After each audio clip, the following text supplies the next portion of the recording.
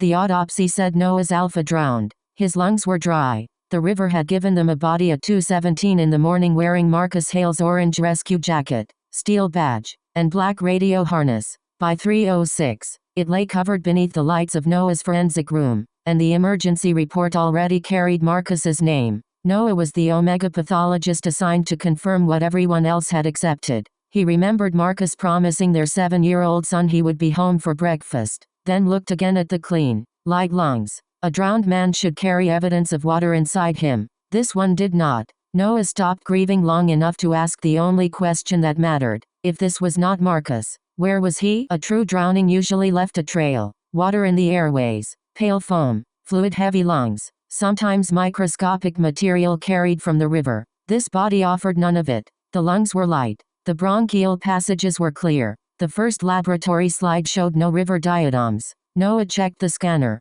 repeated the measurements, and asked the night technician to run them under a new case number. The answer did not change. Whoever lay on his table had been dead before entering the water. Someone had dressed a dry death in a rescue uniform and expected the flood to finish the story. Noah covered the body again. Grief could make him doubt himself. 3 independent findings could not. The badge looked right because it was right. Marcus's initials were scratched beneath the pin, where he had marked them after a rookie borrowed his jacket 3 years earlier. His emergency contact card named Noah and Leo. Even the jacket smelled faintly of the cedar blocker Marcus wore on duty. But objects were not anatomy. Noah examined the right shoulder. Marcus had torn it during a helicopter extraction at 22. Surgery left a crescent scar and 2 small anchors in the bone. The shoulder beneath the sheet had neither. Noah pulled Marcus's hospital image from the family medical release. 2 bright anchors shown on the old scan. The new scan was clean. The badge belonged to Marcus. The body did not. Noah called the rescue command post. Director Celeste Ward answered before the second ring. She said Marcus had been swept through floodgate 6 while saving a trapped child. His team recovered the body downstream. Noah asked who identified him. Celeste replied that the uniform, badge, and height were sufficient during a mass casualty emergency. Then she reminded Noah that municipal policy required a signed cause of death before sunrise. Her voice was calm enough to sound rehearsed. Noah asked for the body camera footage. Celeste said the storm had corrupted it. He asked for the floodgate telemetry. She said the network was still offline. 3 pieces of evidence had vanished, while 1 wrong body had arrived perfectly labeled. Forensic room door opened, and Leo stood there in a yellow raincoat 2 sizes too large. Noah's sister had brought him to the hospital after their apartment lost power, but Leo had slipped away with Marcus's spare rescue radio pressed to his chest. He did not ask whether Marcus was dead. He said, "Dad is still talking." It was the first time Leo had called Marcus that.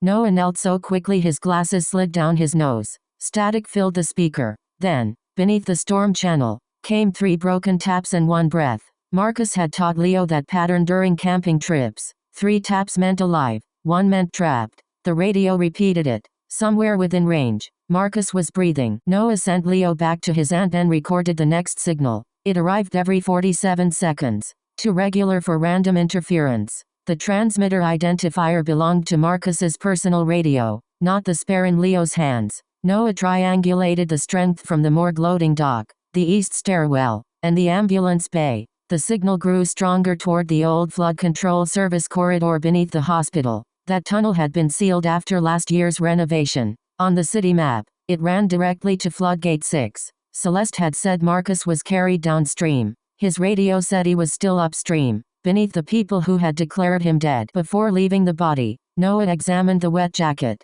River water in that district carried dark silt and a high mineral count after heavy rain. The water trapped in the fabric was nearly clear and smelled faintly of chlorine. Under magnification, the grit contained blue polymer flakes used on municipal service tunnel floors. The victim had not floated through the river. He had been soaked with treated reservoir water somewhere underground, then placed downstream for recovery. Noah sealed 3 samples and uploaded their measurements to an independent evidence vault. The moment the transfer completed, Celeste's badge appeared on the access log outside his room. She had come to collect a signature. Celeste entered without knocking. Silver blonde hair, navy waterproof coat, no mud on her boots. She offered sympathy, called Marcus a hero, and placed the death certificate beside Noah's hand. Cause of death had already been typed. Accidental drowning. Noah said he was waiting for a second lung analysis. Celeste told him the city needed certainty before morning news. Then she looked through the glass toward the corridor where Leo had stood.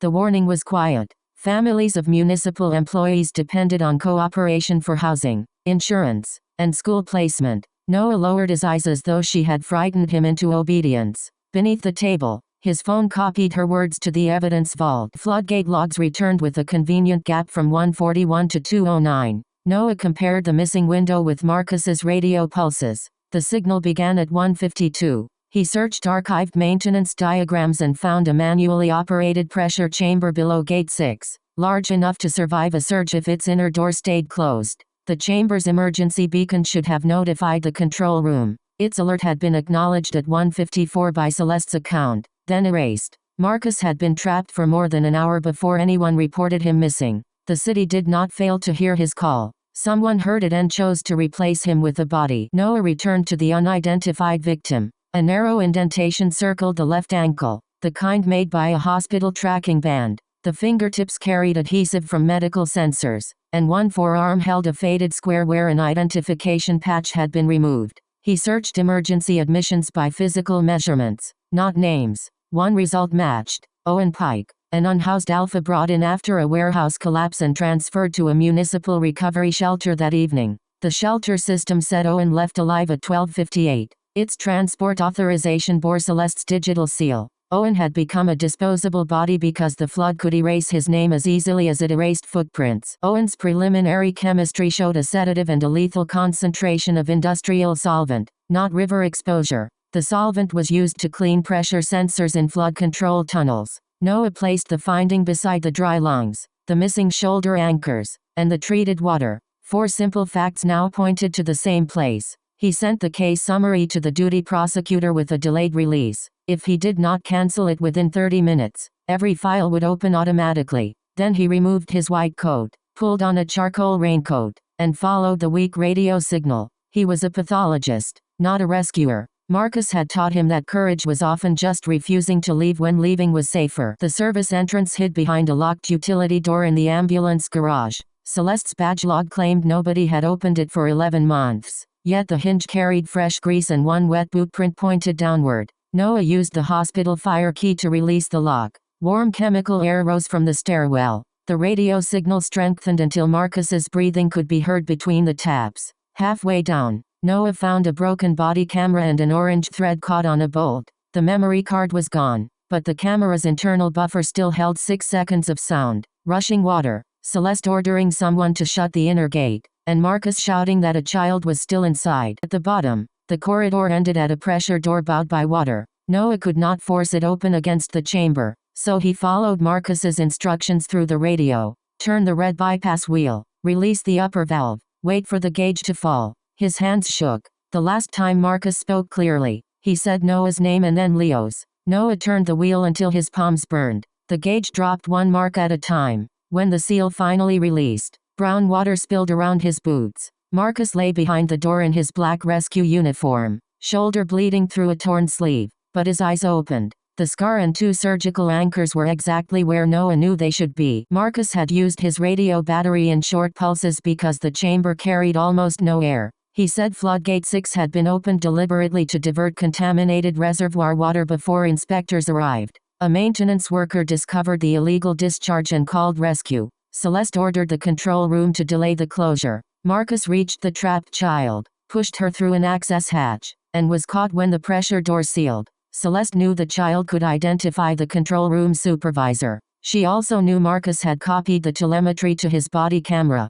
Declaring him dead would turn every later signal into interference and every accusation into the confusion of a grieving family. Noah supported Marcus toward the stairwell. The alpha was cold, weak, and still trying to put himself between Noah and danger. Noah told him the protective act would be more convincing if he could walk in a straight line. Marcus almost laughed. Then the lights went out. Celeste's voice came through the corridor speaker. She said the outer pumps had failed and the tunnel would flood in 4 minutes. Noah checked the pipe vibration. The pumps were running. The rising water was being sent there intentionally. Marcus pointed to an emergency ladder leading into the control room. Noah climbed first, carrying the radio. Above them, Leo's small voice came through the spare set. "Dad, 3 taps if you can hear me." Marcus answered. They emerged behind the flood control consoles, where Celeste waited with 2 private security officers. She said Marcus's rescue had been tragic and Noah's grief had made him unstable. The monitors behind her showed Gate 6 opening wider. Noah held up the sealed water sample. Marcus named the child he had saved and the location of the copied telemetry. Celeste dismissed both as stories. Then Noah played the 6 seconds recovered from the broken body camera. Her own voice filled the control room. Shut the inner gate. One officer stepped away from her. The other reached for Noah's phone. Marcus moved in front of him, injured shoulder and all. Noah moved beside Marcus. This time neither man stood alone. Celeste triggered a purge of the floodgate servers. Noah's delayed evidence release had already opened. The dry lung images, water analysis, badge logs, erased beacon acknowledgement, and body camera audio appeared simultaneously in the prosecutor's secure system. Marcus used the manual controls to close Gate 6 before the chamber flooded. City police entered through the garage as Celeste tried to call the data fabricated. Noah answered with the one fact she could not edit. A drowned body must encounter water while alive. Owen Pike's lungs were dry. The death staged as Marcus's had occurred before the river. Every digital lie led back to a physical truth. Investigators found the rescued child safe at a clinic under a false surname. Her statement matched Marcus's recording. The control room supervisor admitted Celeste had ordered the illegal discharge to hide months of contaminated reservoir readings and protect a construction contractor. Owen had been a patient in a shelter beside the service tunnel. He saw workers moving solvent drums, was drugged, and died before the flood. Celeste's team used him to manufacture Marcus's death, then moved his body into the river. Owen's sister had reported him missing twice. By sunrise, Noah replaced the false tag with Owen's real name and wrote the true cause of death in ink. Marcus spent 2 days in the hospital. Leo refused to leave his doorway and kept the rescue radio on the pillow between them. When Marcus woke fully, Leo asked whether 3 taps always meant alive. Marcus said it meant I am here. Keep looking. Leo considered that, then called him Dad again, this time without fear. Marcus looked at Noah as if the word had opened a door more difficult than the pressure chamber. Noah took his hand. There had never been time for formal promises between night shifts, flood calls, and school mornings. Yet Leo had named what the 3 of them already were. Marcus squeezed Noah's fingers once, then twice, then 3 times. At the public inquiry, officials tried to describe the disaster as a failure of procedure. Noah corrected them. Procedures had worked. The beacon sounded. The telemetry recorded the gate. The lungs preserved the truth. People with authority chose to ignore each warning. He displayed 2 shoulder images, one with Marcus's surgical anchors, one without. The difference was visible from the back row. The inquiry suspended the contractor, reopened every death connected to the reservoir project, and established an independent review of emergency identifications. Noah asked that Owen Pike's name appear first in the report. A man without a uniform had been treated as replaceable. The evidence proved he never was. Weeks later, Marcus returned to the river at dawn with his arm still in a sling.